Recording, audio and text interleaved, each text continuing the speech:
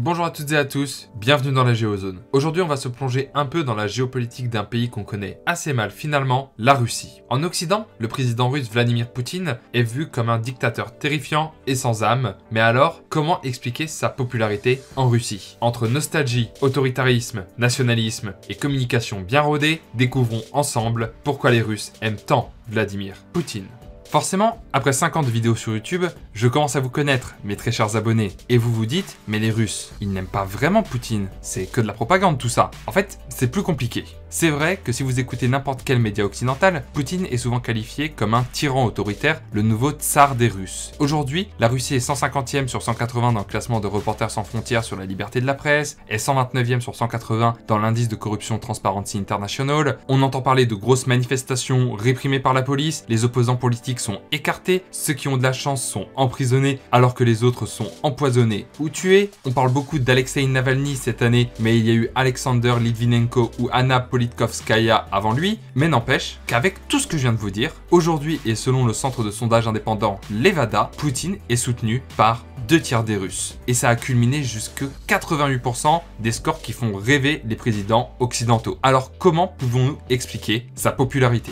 Pour ça, faut remonter à la chute de l'URSS dans les années 90. Le modèle communiste s'effondre, la monnaie connaît une inflation record, le PIB chute, en conclusion, ça va mal et l'application forcée du capitalisme ne marche pas. Alors que lors de l'URSS, il y avait une forme de sécurité sociale, les paysans et les petites gens n'étaient pas délaissés, même loin de Moscou, on se retrouve avec un chômage de masse et des fonctionnaires impayés, un grand écart donc. Le premier président russe, c'est Boris Eltsine, entre 1991 et 1999, et ce dernier était totalement corrompu. La Russie était devenue une vraie oligarchie, dans laquelle les puissants possédaient tout. Alors qu'on avait vendu aux Russes un capitalisme à l'américaine, avec l'égalité des chances et une forte consommation, c'est la douche froide, une vraie hypothermie, même niveau violence. Eltsine passe pour un pitre. Un président faible qui coopère avec l'Occident, retire les troupes russes des anciens pays membres de l'URSS et ça cause donc une perte d'influence importante pour la Russie qui n'est plus le deuxième grand pôle mondial. Ce qui cristallisera ça, c'est la guerre de Yougoslavie. Alors que les Balkans sont une zone d'influence russe de base, les USA et l'OTAN interviennent sans du tout leur demander, les considérant comme trop faibles pour agir à ce moment-là. Et donc des bombardements s'abattront sur la Serbie, un allié historique des Russes, souvenez-vous lors de la Première Guerre mondiale, et cela malgré le veto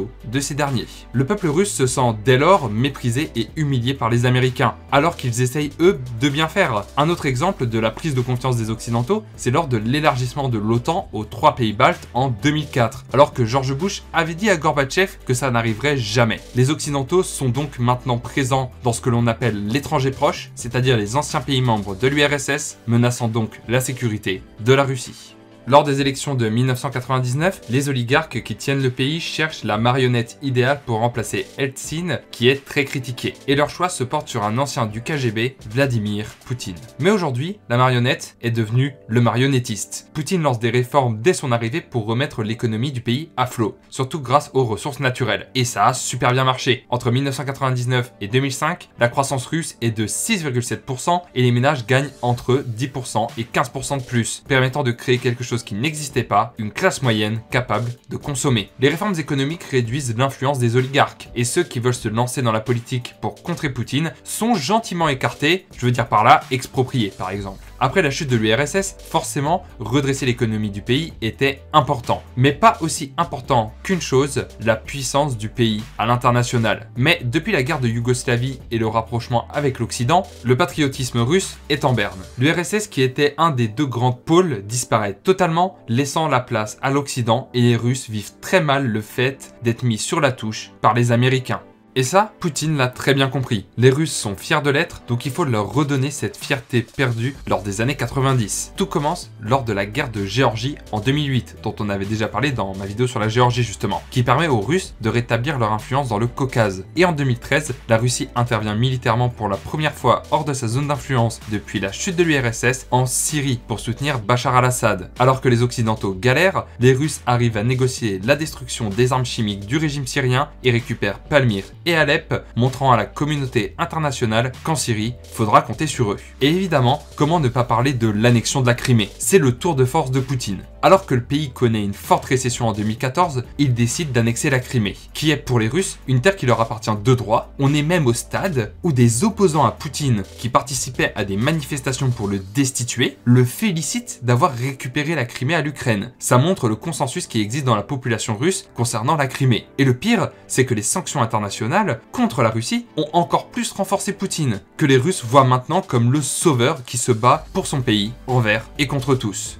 Poutine a permis aux Russes de retrouver une économie digne de ce nom et une vraie place sur l'échiquier géopolitique mondial. Cependant, est-ce que les Russes sont donc naïfs ou dans le déni face à Poutine et ses actions? Bah pas vraiment, car en fait, c'est juste une histoire de culture. Je vous rappelle que pour les Russes, ils n'ont jamais vécu dans une vraie démocratie et que l'image qu'ils ont de la démocratie est très négative à cause des années 90 sous Eltsine. Pour 61% des Russes, la sécurité et l'ordre sont prioritaires, même si ça réduit les libertés. Poutine appuie beaucoup sur le côté cohésion qui doit exister entre les Russes pour le bien du pays, qui est opposé au chaos existant dans les pays occidentaux, et dirigé par un homme fort qui se présente torse nu à cheval, pilotant un avion ou pêchant. Mais vous allez me dire qu'il existe une opposition face à Poutine et ses actions, pour une Russie démocratique. Cependant, ça représente une minorité, les jeunes qui habitent à Saint-Pétersbourg et Moscou, les deux grandes villes occidentalisées de Russie, alors que le reste des Russes ont une autre ambition, redevenir une nation qui compte à l'international. Mais là, une question se pose. Est-ce qu'on peut vraiment savoir ce que les Russes pensent de la situation de leur pays? C'est compliqué. Quand on voit des journalistes demander à des Russes ce qu'ils pensent de Poutine, ils sont souvent hésitants et évitent le sujet un maximum. Est-ce que vous comprenez l'image que Poutine peut avoir à l'extérieur de la Russie, notamment en France, où on le voit un peu comme un dirigeant très autoritaire, pas forcément très démocrate? Со стороны виднее, наверное. Все, что я могу сказать. Pour vous, c'est un bon président, Poutine? Да. Ну да. Ну ладно, все. Давайте другую тему. Et c'est normal. Concrètement, il n'y a aucun intérêt à être contre Poutine ouvertement aujourd'hui, car sinon, on prend des risques pouvant mener à la prison ou même à la mort. Finalement, une grande partie des Russes se satisfait de Poutine car il a arrangé la situation désastreuse des années Eltsine et les alternatives sont inexistantes. Les seuls partis qui participent aux élections étant souvent complaisants avec le pouvoir et n'ayant aucun poste majeur au gouvernement. Pour vous dire, au sondage, quel est le meilleur système selon vous? 34% des Russes répondent l'Union soviétique, 29% le régime actuel et seulement 11% une démocratie à l'occidentale. Et en même temps, sur un pays aussi grand que la Russie s'étalant sur 11 fuseaux horaires, est-il possible d'avoir un président démocrate comme en Occident? Ce n'est pas certain. Et malgré tout ce que les Occidentaux pourront dire et faire contre Poutine ou son gouvernement, il restera encore pendant de nombreuses années le maître de la Russie.